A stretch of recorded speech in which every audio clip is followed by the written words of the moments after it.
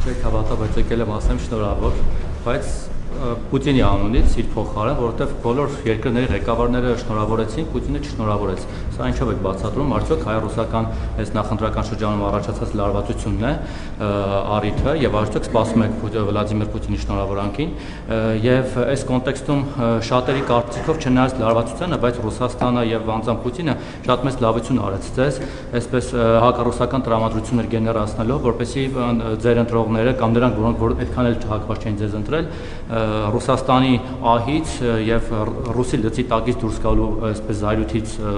բորբոքված գնան եւ ձեզ ձայն տան, որ դուրս գան ռուսական լծից, արդյոք մենք ռուսական լծի տակ ենք եւ հիմա դուրս գալու ենք թե ոչ,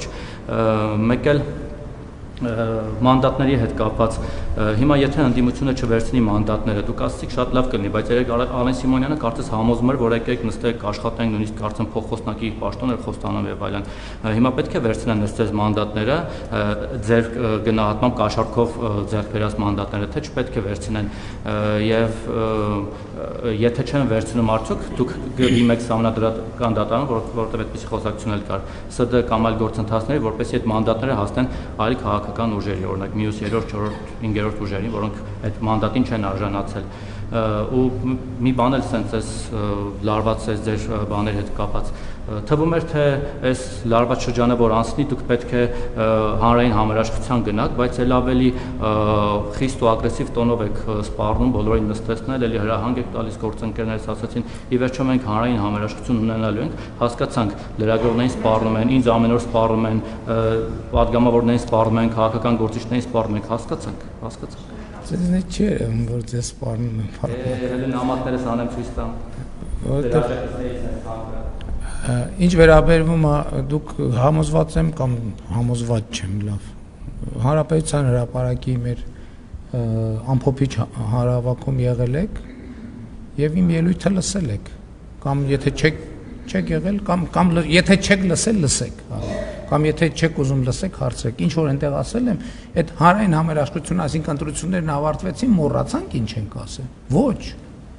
ոչ չմոռացանք եւ հանրային համերաշխությունը հնարավոր է միայն այդ երրագլուխին Հայաստանից արմատախիլ անելու ձևով եւ